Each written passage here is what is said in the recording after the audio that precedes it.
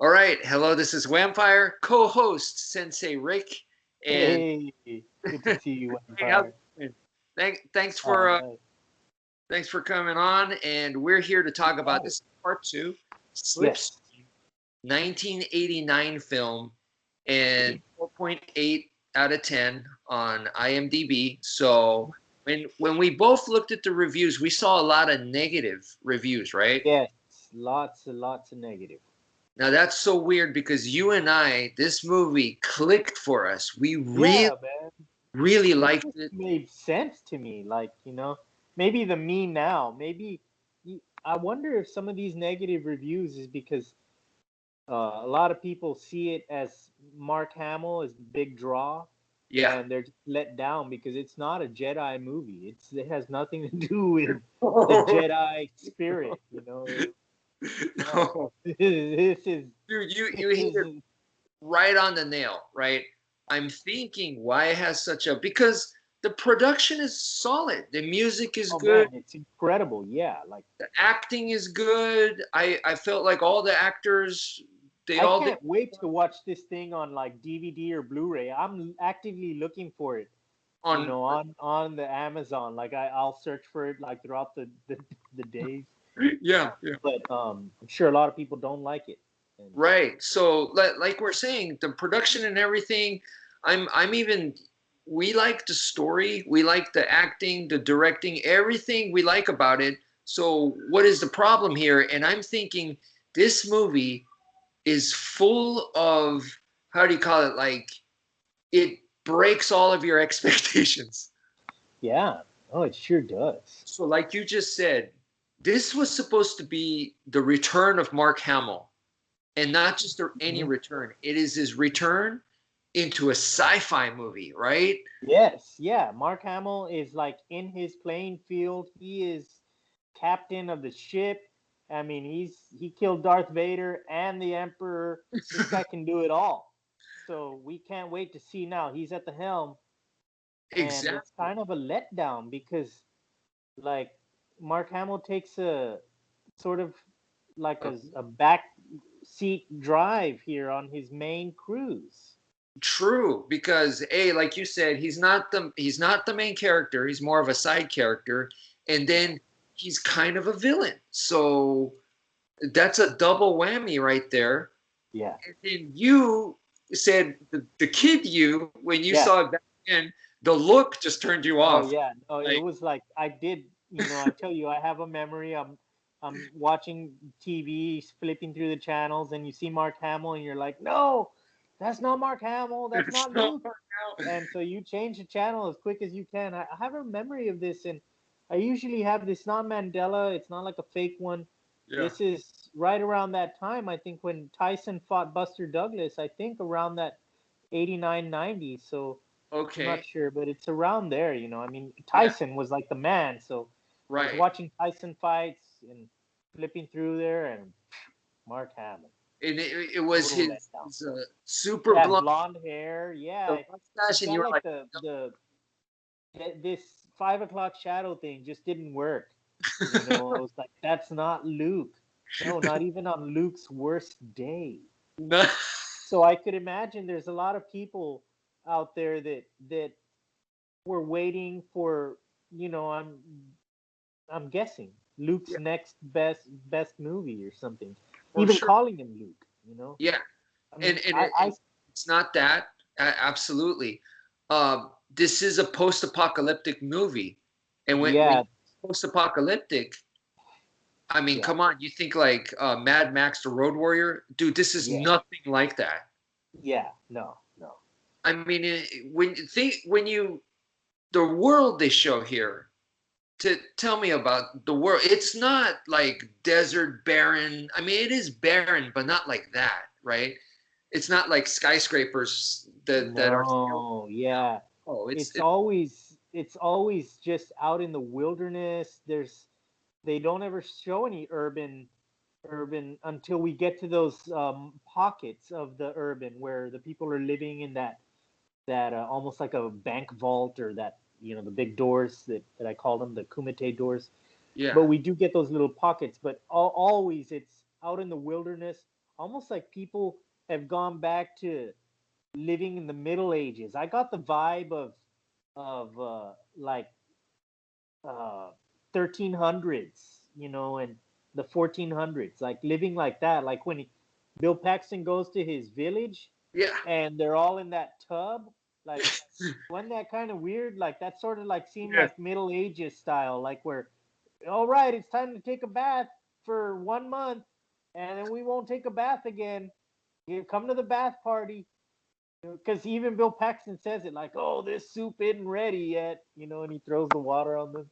It's so weird. It was like they It were is sort of eating, weird. doing the dishes, doing Listening to music and yeah, yes, and everything in that big giant like it was so weird. weird. Yeah, So but it's almost like a de-evolution. yeah, So it picks up perfectly with where people have gone into their tribal existence. right. They just And we're revert. like a mountainside, and it almost looked like they built their homes inside the mountain. Yeah, yeah, like the like Back those to the nature. pueblos and stuff. Yeah. Like remember in like being little, I guess in elementary, like they talked about those people in the caverns, and I somehow remember that the teachers would say that the wind had eroded those pueblo homes and stuff. Mhm. So whoever made the movie put that in there because the wind and the stream is Yes. showing that, so it's an homage to the Right. ancient people that lived. So again, this movie is hitting all the targets for people that that have that. I guess it hit all the targets for me, for the 2020 me, but the 1989 me would have seen this and said, no, there's no flashing lights and no lasers, there's no anything, except there are just a few awesome like special effects that they do in here.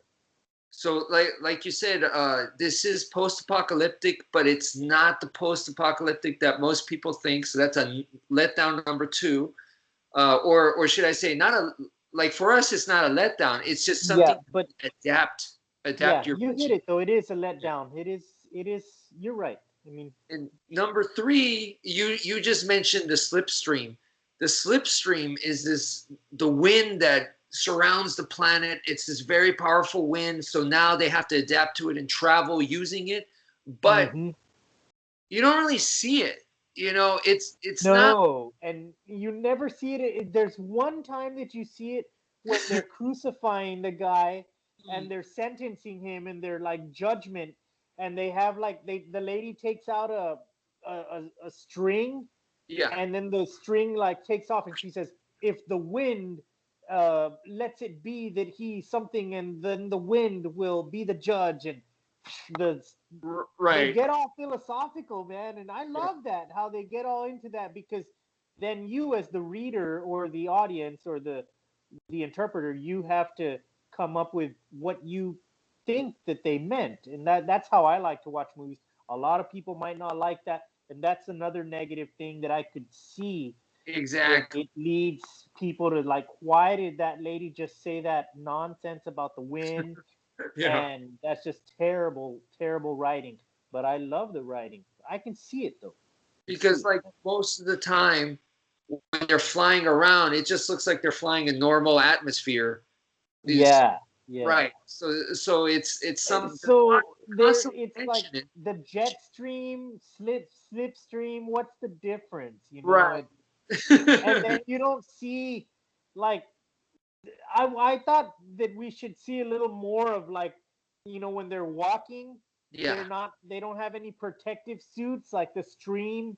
It's okay, you can live by it. Like, so it there is a sort of disconnect from the very beginning when they're talking about the slipstream has decimated the planet, and there is no life, you cannot live anywhere near the stream. They're narrating this at the beginning. It's like a 30-second little narration, Yeah. and you don't get that, because they're the little villages throughout. So And they don't I show it. Yeah, really. There's yeah, that one scene where they're all trapped at that cult place, and the girl, the Mark Hamill psychic, she's saying, "There, we're left to die here in this place." yes, So Yes. it's kind of describing how lethal their situation is, but we don't see it because they get out of it, of course, right? Yeah, but they do get out of it using the cave system. Mm, If if I'm not mistaken, I don't know if they're like they don't ever show them going right directly into the wind. But all the other nomad people took off, so now it's making sense that the mm, stream you can't stick around in one place nature. all the time because the stream is like a river. It's constantly changing, so you do have to find little areas. It's just not like super like instantly you go, oh, I see it. It's not like you It's have to. not overt at all. It's like Yeah, the movie God Told Me To. It's a total horror movie where like the only scene is where they open the door and show a knife, but the rest of the movie is like dialogue and it's not exactly. overt. So it's not a horror movie Right. that way, but the stuff that you think about is definitely. So it's Slipstream is the same way, and a lot of people don't It, like that. they want to see literal stuff. Yeah. Yes, yeah, Now, yeah, the next one, I'd have to say, now that you're going into horror, is we have basically a Terminator here, right? The guy is yes. the Terminator, but Yeah, total T100, T800, whatever they are. 800, but he's not a monster. He's not. They say he killed a person, but you find out that that was because you know he was told to do it, and it was Yeah, by that was his creator, his a mentor, mercy. the guy that built him. Exactly. But so you have this android, but it's not. They don't. It's not like you're battling it like in Terminator. It's not like that. So I can see people are like, you got this android, but it's not like Blade Runner where it's like this awesome action Yeah, scene. like there's no story here because the No, android isn't out there killing anyone. It's not trying no, to take over the world. It's just an android dude trying to figure out where he fits into the world. Like he doesn't exactly. care about taking over the world. There's no Skynet. Not gonna plug into. No, There's no future. So that is a letdown, man. for some Especially people, with the trailer. The trailer has a little more, mm, you action. know, the packaging. Right? We talk about that, like with the packaging and stuff. Yeah. Like the trailer has a little more thrill to it Mm, than the actual movie. But the movie itself, it's a slow trickle. It'll pick up, and if you watch it over and over again, you get it. But I yeah. mean, you got to be devoted if you want to do that. Right. So this is, pretty much like if you get the movie Blade Runner and the last part where Rutger Hauer's like he's talking about his experiences that he was off like in Yes, Orion. So it's just getting that part, but making that the 90% of the movie. the whole movie. Exactly. Yeah. Yeah. The humanity part of the replicant. That's what this movie's about. Not the replicant murderous monster that you got to stop and it's nonstop action. I It think that's what was the letdown for some of these people that Yeah, some of absolutely. the folks out there that may not have enjoyed the movie as much as we did. Exactly. Nothing So wrong with that. Nothing wrong with that. no, it's just in order to appreciate this movie, you're gonna be let down. You're gonna all your expectations will be shattered, which is Yeah. actually an amazing thing, and that Hmm. doesn't make it a bad movie. I went into this thinking it was the sequel to Dune. Oh wow, It's in wow, Japan. Dune wasn't wow, called Dune. It was called The Planet of Sand. And this movie wasn't oh, called Slipstream. It was called The Planet of the Wind. So I was like, oh, okay, oh here's my part two. goodness, no I was like, way. what's next? Planet of Fire? Planet of the Water? That's what I Oh, thought.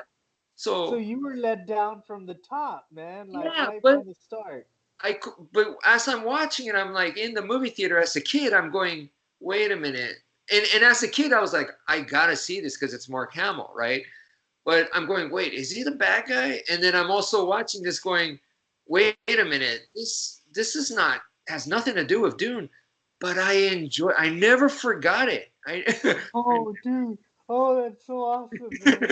Oh, dude. I never forgot this movie. It was so memorable. You talked about the Yeah. music.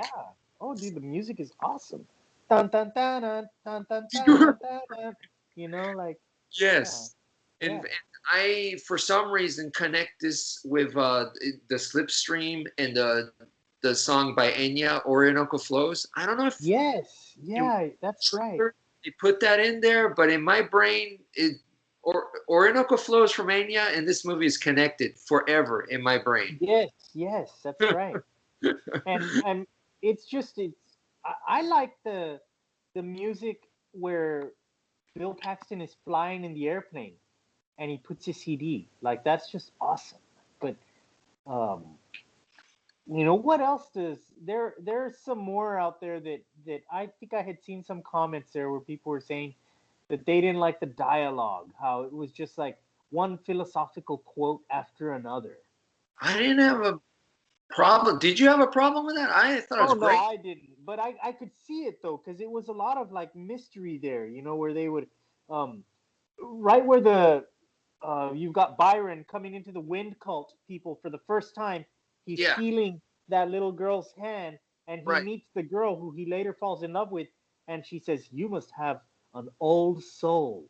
And he Yes, doesn't respond. He's an android. He just says, "Old King Cole had a merry old soul," and he's kind of looking down at the girl, so he's not even making eye contact right. with the new person that just met him. So that's another. We still don't know he's an android at this point. Yeah. Some of us do, maybe, but most of the audience hasn't picked up on all the little Easter eggs in The the movie hasn't told you no, yet. it Yeah. hasn't done the reveal. But he says that, and it's sort of that's the dialogue that I think people are talking about, where they're not thrilled, they're not happy with that, And if you're because expecting it doesn't just happen there. It's if you're expecting sci-fi action, right? And actually on IMDb it says sci-fi adventure, but I think what it is it's closer to sci-fi drama. And the Slipstream title, we kind of mentioned this in part one on your video, was that the Slipstream is a stream, which is that's a path, and we're yeah, really watching the path of like yes. four people are growing, and you said Oh, crossroads of their life, they're transforming. They all yeah. have different goals, but they're walking the same path, which is the Slipstream And they all met life at that truck stop. at that truck stop. So it's the Yes. crossroads of life, Oh, and dude. they are become.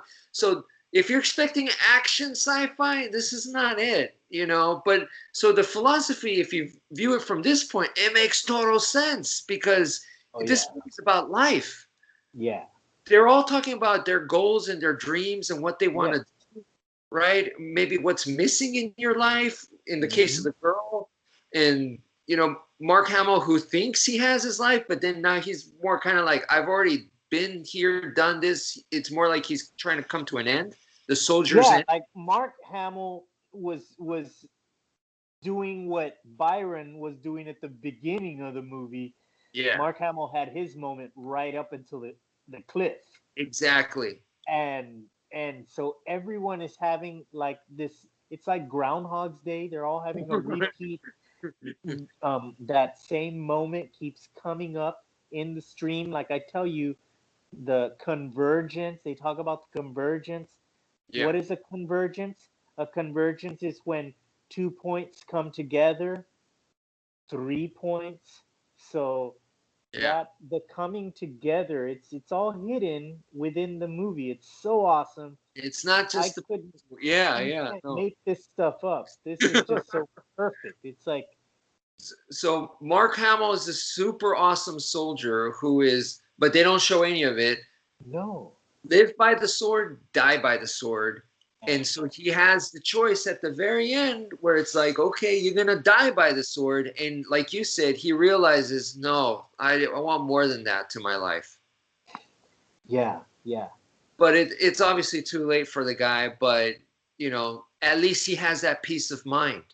Yeah, but he does, like I tell you, Yeah. he It's dies like you said, like right? that, like vindicated, just like Raul, Exactly. and it's like a lion. Like he doesn't die meekly. He No, dies head on, happy, ecstatic. It's total, like, I mean, Right. joy Right.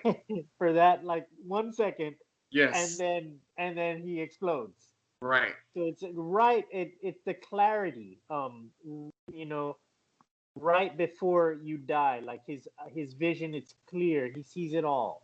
And people may not get that the first time they watch it, but once again, hopefully these videos that we made will Yeah. help clarify and help you guys enjoy this. So we're at the 20-minute mark now, so I think this Oh is a yeah. Yeah. yeah. This is a pretty good stopping point. But I mean, it's a movie to hate on, but you give it a few views and you watch it a little bit, and it'll grow on you, and you'll find something to like about it. But I can see why a lot of people didn't like it. Yeah, Yeah.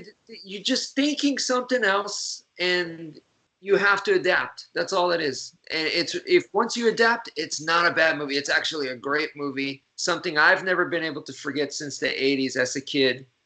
And Yeah, I can't believe I didn't. I should have watched it. Like I do remember, like no, it's not Luke. So no, I got to go back in time and tell younger me watch it. Watch it.